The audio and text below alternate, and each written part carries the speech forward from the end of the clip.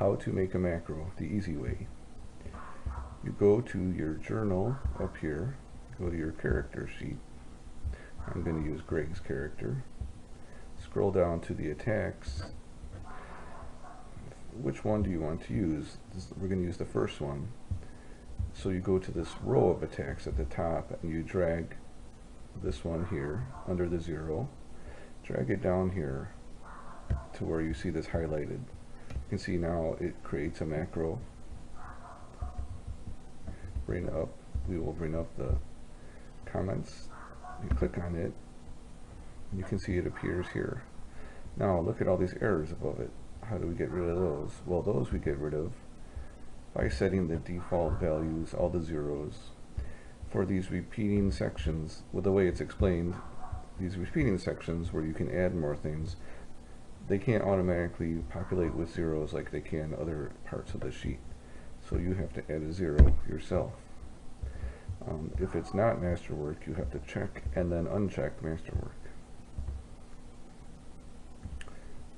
Put zeros here, and even in the notes, you have to put a space in the note. Close it. Open it again, and then you can remove the space from the note. But that way you clear out the notes. Now, if we press the macro, we see there are no errors. It just prints it out, and of course, Greg rolls all ones as usual. To remove it, when you hover over the button, see how there's a dark spot on the right. Move your cursor there. It changes to a plus thingy. There's a name for that. I don't know what it is. I find you have to drag it a little bit back and then up to the right like that to move it off. If you just drag it to the right, it won't be removed. But if you drag it a little back, and then you can see it turns red and moves back up and to the right, and then it's gone. This is my macro I made, so we can roll perception for everyone at once. Secondly, if you noticed that name is really bad and long, if you drag a bunch of these, here's 2 different attacks. This doesn't really tell you what kind of attack it is, and it's a real long name. It's going to fill up your sheet. So if you want to customize that some, the name here is actually the name of what you reference in a macro, and you can create a macro by going to your sheet, going to the 3rd tab, Attributes and Abilities, press Add. Now press the pencil, and we can say bow attack, and here we write %, open bracket,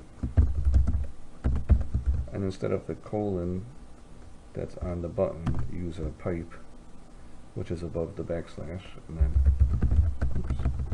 then just type it the same thing.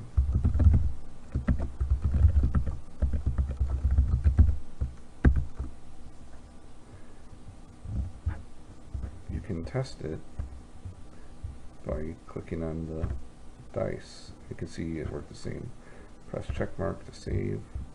Now you can either press show in macro bar to have it at the bottom, or press show as token action, and it will appear up here, which you can see if you click on yourself. You see bow attack. Click away, it's not there. Having them on the tokens at the bottom in the macro bar makes it easy to always have the same macros up.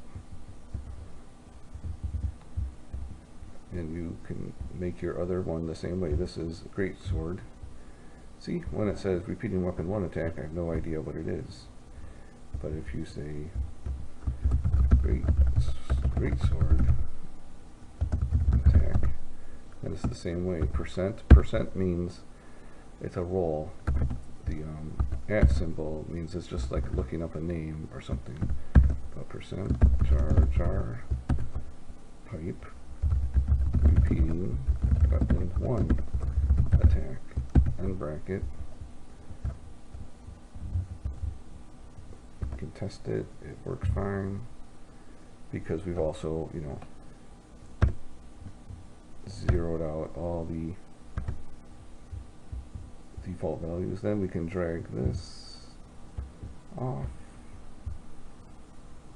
Drag this off. So now if I were Greg's character,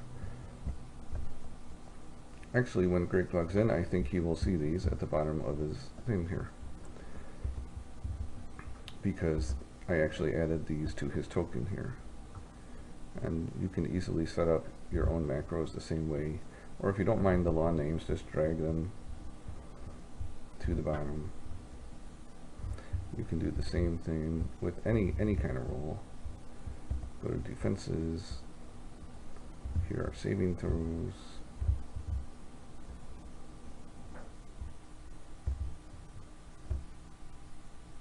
Oh, these are named a little better. So these, like fort save, reflex save, little save, if they're not in one of those repeating lists, then the names are short and nicer. And for those, you could just drag them and then use them. Fort, will, reflex. There you go. That's your lesson on making the sheets easier to use with little macro buttons.